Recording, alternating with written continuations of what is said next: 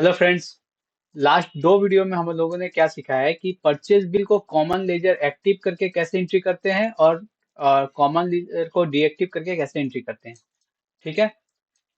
Common laser में क्या होता है कि अगर से एक ही बिल में अगर सिंगल जीएसटी नंबर चार्ज किया जाता है तो हम लोग कॉमन लेजर को एक्टिव करके एंट्री करते हैं, और अ, अगर सेम बिल में मल्टीपल जीएसटी नंबर होता है तो उसको हम लोग क्या करते हैं, कॉमन लेजर को डीएक्टिव करके मतलब नो करके एंट्री करते हैं। ठीक है। इस बार आज हम लोग सीखने वाले हैं सेल बिल कॉमन लेजर में कैसे एंट्री करते हैं। ठीक है। चलिए स्टार्ट करते हैं, सेल बिल कैसे बनाएंगे। मेरे पास दो पार्टीज है, दो पार्टी दिखा देता हूँ कौन सी है। एक पार्टी है केडिया एंड कंपनी जो कि कलकत्ता की है, और एक पार्टी अशोक इंडस्ट्री। अभी केडिया का ही बिल करेंगे, इसमें कॉमन लेजर का सेल इनवॉइस देखेंगे कैसे बनेगा सेम स्टेट में। ठीक है। चलिए स्टार्ट करते हैं। आगे हैं गेट वेब टेली के होम स्क्रीन पे। चलिए वाउचर पे क्लिक करते हैं वी। अब सेल्स बिल एंट्री कैसे होती है, F8 से। ठीक है। तो अभी हम प्रेस करेंगे F8। F8 पे आ गए। अभी मेरे को क्या करना है, अभी जो एंट्री होगी वो होगी कॉमन लेजर, मैंने सिंगल सिंगल जो परचेस किया हूँ जीएसटी रेट पे उसका सेल करूंगा। ठीक है। तो मेरे को कॉमन लेजर को एक्टिव करना होगा। F12 दबाऊंगा, यहाँ पे जाके select common ledger account for item allocation, इसको यस कर देंगे और कंट्रोल ए करके सेव कर देंगे। ठीक है। अब चलिए, अब क्या करना है, डेट देना है। सपोज 1 तारीख के डेट पे ही बिल हुआ। ठीक है। अ, एक लेजर मेरे को बनाना पड़ेगा सैंडी डेटर्स का। क्रिएट करते हैं। मेरा पार्टी का नाम क्या है, केडिया एंड कंपनी। ठीक है। Control C control B. ठीक है। इंटर दबाएं। इसका लेजर क्या होगा, अंडर क्या होगा, सैंडी डेटर्स। ठीक है। केडिया का एड्रेस क्या है, 15 NK road, Kolkata, West Bengal 700104। ठीक है। एक पे एक जीएसटी नंबर डाल देते हैं, इसको कॉपी कर लेते हैं। Inter inter inter. ठीक है, हो गया। अब मेरे पास तो कोई सेल्स लेजर है नहीं, अब मेरे को एक सेल्स लेजर बनाना पड़ेगा। क्या लेजर बनाना पड़ेगा, सेल्स का 12% का। ठीक है। तो चलिए क्रिएट करते हैं, क्रिएट पे गए, सेल्स @ 12%। ठीक है।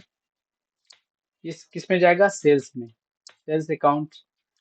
Type of ledger not applicable, not applicable, ये एप्लीकेबल। एज पर ये कैस क्यों सिलेक्ट करना पड़ता है, मेरा परचेज वाला वीडियो अगर आपने देखा होगा तो पता चल जाएगा कि इसको क्यों सिलेक्ट करना पड़ता है एज पर कंपनी ग्रुप को। ठीक है। उसके बाद आते हैं GST related rate, GST rate and related details. इसमें क्या करना पड़ता है, स्पेसिफाई डिटेल्स हियर। टैक्स क्या परसेंट है, 12% का सेल्स सेल लेजर बन रहा है तो इसमें 12%, इसमें देते हैं गुड्स। ठीक है। एक्सेप्ट। अब क्या आइटम हम लोग सेल करेंगे। मैंने लास्ट टाइम आपको दिखाया था कि मैं एक इनवॉइस हम लोग परचेज किए थे ओजेड से, जिसमें हम लोग clothing shoes and watch purchase किए थे 12% रेट पे। अब मैं केडिया एंड कंपनी को यही तीनों माल सेल करूंगा। ठीक है। एक कुछ क्वांटिटीज में। ठीक है। चलिए देखते हैं कैसे होगा। अब देखिए यहाँ पे मेरे को क्या सेल करना है, क्लोथ। तो मैं स्पेस नहीं दबाऊंगा, डायरेक्ट लिखूंगा क्लोथ। तो क्लोथ लिखने से सिर्फ क्लोथिंग के आगे इंटर दबाया, नॉट एप्लीकेबल। कितना पीस करना है, सपोज कि ये 60 पीस खरीदा था तो 20 पीस में सेल कर दे रहा हूँ। एक चीज यहाँ पे, एक चीज और मैं बताऊंगा जो कि बहुत ही एडवांस लेवल पे होता है टैली में। ठीक है। क्या होता है एडवांस लेवल पे टैली में, देखिए अभी तो मेरे पास ये इनवॉइस है तो मेरे को पता है कि 650 में मैंने खरीदा था इस क्लोथिंग को। ठीक है। अगर मेरे को यहाँ जानना है कि ये जो क्लोथिंग है मैंने कितना रेट में खरीदा था, तो क्या करना होगा, एक शॉर्टकट की है जिससे आप प्रीवियस जो भी आप परचेस किए हैं ना प्रीवियस का, वो आप देख सकते हैं किस प्राइस में परचेस किए हैं और किस प्राइस में आप सेल किए हैं क्लोथिंग का, सिर्फ क्लोथिंग आइटम। ठीक है। तो आपको सिंपली क्लिक एक शॉर्टकट की दबाना होगा, Alt+S, Alt+S। तो Alt+S में देखिए क्या खुला, स्टॉक क्वेरी खुला। ठीक है। स्टॉक क्वेरी का मतलब क्या हुआ, मैंने क्लोथिंग का क्वेरी किया। ठीक है। लाइव। अब क्लोथिंग में क्या है, क्लोथिंग है 60 पीस, मैंने बैलेंस है क्योंकि 60 पीस अभी तक मैंने सेल तो किया नहीं है, तो जो परचेज वही बैलेंस दिख रहा है। कॉस्ट प्राइस 650 दिख रहा है, एवरेज कॉस्ट प्राइस भी 650 दिख रहा है क्योंकि एक ही बार परचेस हुआ 650 में, इसीलिए 650 दिख रहा है। कब मैंने परचेस किया, 1 अप्रैल 2023 को। किससे परचेस किया, ओजेड से। क्या क्वांटिटी में परचेस किया, 60। क्या रेट था, क्या अमाउंट था, तो यहाँ दिख गया कि मैंने 650 में परचेस किया था। तो अब क्या करते हैं, इसमें कुछ रुपए बढ़ा के मैं इसको सेल करता हूँ। सबसे 1100 में मैं सेल कर दिया इसको। ठीक है, इंटर इंटर। अब यहाँ पे क्या होगा, दूसरा लेजर में बनाऊंगा। किसका लेजर बनेगा, शूज का। आइटम सिलेक्ट करूंगा शूज का, शूज। ठीक है, नॉट एप्लीकेबल। ठीक है, क्या क्या है, 75 है। मैं 25 सेल कर देता हूँ। फिर जाता हूँ अल्ट एस, देख लेता हूँ 1500 में मैंने कर दिया था, 2100 में मैं सेल कर दिया। ठीक है, इंटर। नेक्स्ट आइटम क्या, वॉचेस। वॉचेस कितना क्वांटिटी मैंने परचेस किया था, 45। 15 पीस मैं काम करता हूँ, 15 पीस सेल कर देता हूँ। क्या रेट है, अल्ट एस। 2100 में 2900 में मैं सेल कर दिया, सॉरी 2900, 2900 में सेल कर दिया। ठीक है। अब अब क्या हुआ था लास्ट टाइम, क्या हुआ ना, मेरे एक फ्रेंड ने कहा कि अ, क्या है कि आप अगर सिर्फ IGST CGST का लेजर बनाएंगे ना, तो कंफ्यूजन थोड़ा हो सकता है मेरे को। आप एक काम कीजिए, तो मैंने एक सोल्यूशन निकाला इसका, कि आप जब भी लेजर बनाए ना, तो जो परचेज आप कर रहे हैं, उसमें जब GST का लेजर जब सिलेक्ट करेंगे, तो उसमें काम कीजिए, आप इनपुट CGST IGST का एक लेजर बना ले। CGST SGST का नहीं, इनपुट IGST CGST का। क्योंकि जब आप बैलेंस शीट में जाके ड्यूटी एंड टैक्सेस देखेंगे, तो उसमें आपको दिखेगा कि आपने जो परचेस किया है उसका GST कितना है, और आपने जो सेल किया उसका GST कितना है।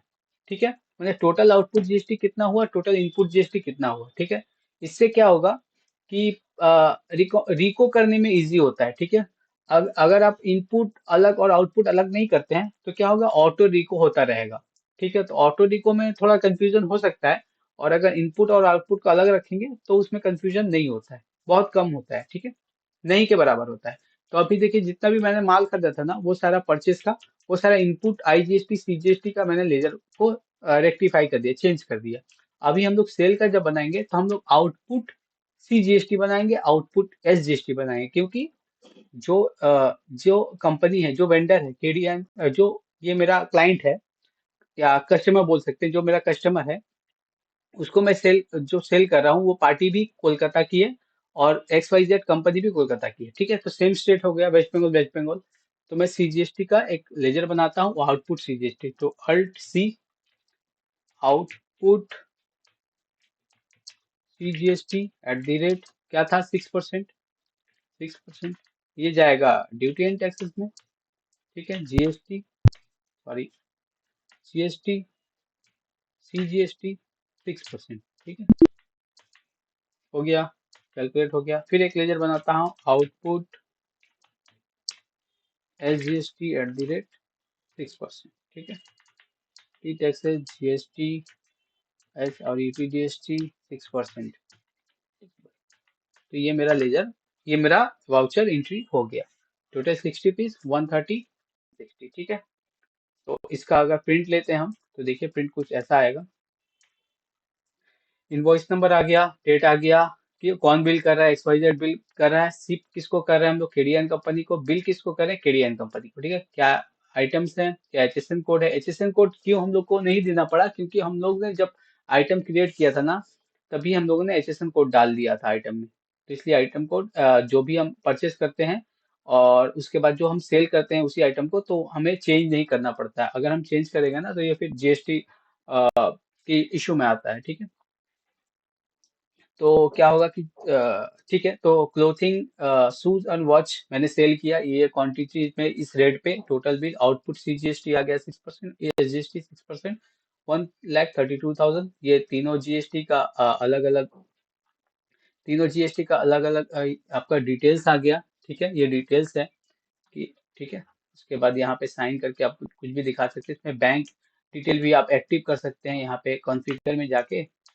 यहाँ पे बैंक डिटेल्स होता है, उसको आप एक्टिव करना पड़ता है। ये रहा, सो बैंक डिटेल, तो यस कीजिएगा। और उसके बाद बैंक का नाम यहाँ डाल दीजिए। सपोज कर दे, बाय डिफॉल्ट कुछ है नहीं, अगर, ठीक है नहीं, तो यस करते हैं। प्रीव्यू जब में आते हैं, तो यहाँ कुछ दिख नहीं रहा है बैंक डिटेल, क्योंकि ये लाइसेंस वर्जन नहीं है।